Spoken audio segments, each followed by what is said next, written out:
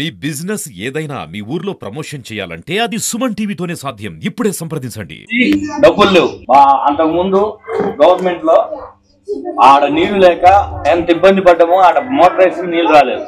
దానికి pipe line మన head tank నుంచి పైప్ లైన్ ఇప్పించి ఆ ట్యాంక్ శుభ్రం చేయించి వాళ్ళ సార్ సంస్థ ఈ రోజు ఆ ట్యాంక్ లోకి నీళ్లు వస్తున్నాయంటే దానికి కారకుడు మన మరీబాబు. అలాంటి మన గూడానికి చాలా మన గూడెం ఒకటే కాదు, వెంకటాద్రిపాలెం అయితేమి, పునరాసకాలం అయితేమి, అన్నిటికి కూడా నాకు ఎన్నుండి ఇది బాగలేదయ్యా మా గవర్నమెంట్ మన పంచాయతీలో నిధులు లేవంటే ఆయన ఏం ఇబ్బంది పడ్డాడో వాళ్ళ సంస్థ ద్వారా మనకు బాగా ఉపయోగపడ్డాడు. ఇప్పుడు కూడా ఉపయోగపడుతూనే ఉన్నాడు. అదేవిధంగా ఇస్మాయిల్ అన్న ఇప్పుడు అంజీ ఫోన్ చేసి మా వాళ్ళకి బ్లడ్ కావాలి అంటే 2-3 తీసుకొచ్చి ఆ గ్రూప్ వాళ్ళను ఇప్పించిన ఇస్మాయిల్ అన్న అప్పటి నుంచి మనకు పరిచయం. ప్రకాశం జిల్లా ఎర్రగొండపాలెం మండలం పశ్చిమ ప్రకాశం అయినటువంటి అడవి ప్రాంతానికి దగ్గరగా నివసిస్తున్నటువంటి అనేక రకాల గూడాలు దాదాపుగా గంజివారిపల్లి పంచాయతీ, మరి వెంకటాద్రిపాలెం పంచాయతీ, వీరభద్రాపురం పంచాయతీలో ఉన్నటువంటి దాదాపుగా 13-14 గూడెలలో నివసిస్తున్నటువంటి గిరిజన చెంచుల కోసం ఉచిత మెగా కంటి వైద్య శిబిరాన్ని ఏర్పాటు చేయడం జరిగింది.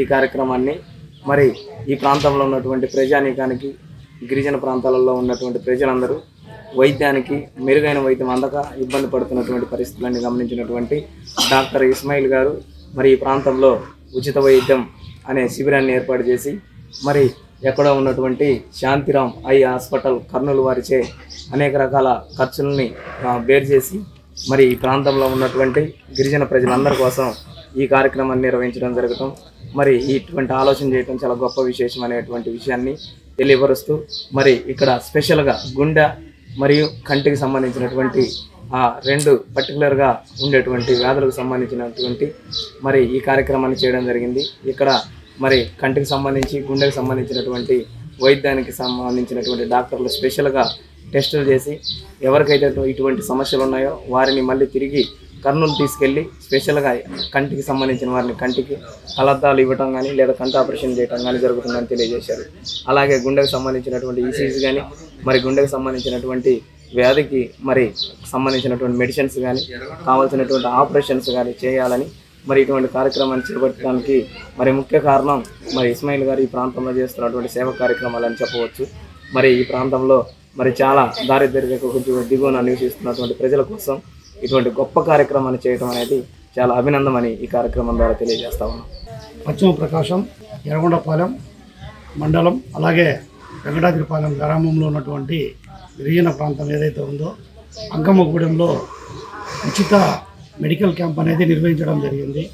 ఇటువంటి క్యాంపు నిర్వహించడం చాలా సంతోషంగా మేము భావిస్తున్నాము. ఎందుకంటే ఈ ప్రాంతము ఎటువంటి అభివృద్ధికి నోచుకొని అసౌకర్యాలు ఉన్నటువంటి ప్రాంతము.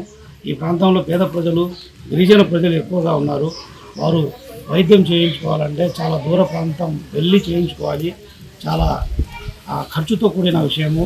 కానీ కర్నూలు శాంతిరామ్ ఐ హాస్పిటల్ వారికి మేము విషయం చెప్పంగానే వారు వెంటనే స్పందించి మరి ఇటువంటి ప్రజలకి మేము సేవ చేయాలని వాళ్ళు నిర్ణయం తీసుకొని మరి ఎంతో దూరం నుంచి ప్రయాణం చేసి ఇక్కడికి వచ్చి ఇక్కడ ఉన్నటువంటి ప్రజలు మరి గిరిజన ప్రజలు వారి రక్తహీనత కారణంగా వారి ఆరోగ్యం కూడా సరిగా లేదు అనే ఒక సర్వేలో తేలటము, ఆ సర్వే కారణంగా మేము కూడా ఈ ప్రాంతానికి వచ్చి మరి ఈ ప్రజలు చాలా ఇబ్బందుల్లో ఉన్నారు, వీరికి మేము సేవ చేయాలని చెప్పి మరి కర్నూలు హాస్పిటల్ వాళ్ళు కూడా రావటము, సేవ అందించడం చాలా సంతోషకరమైన విషయము.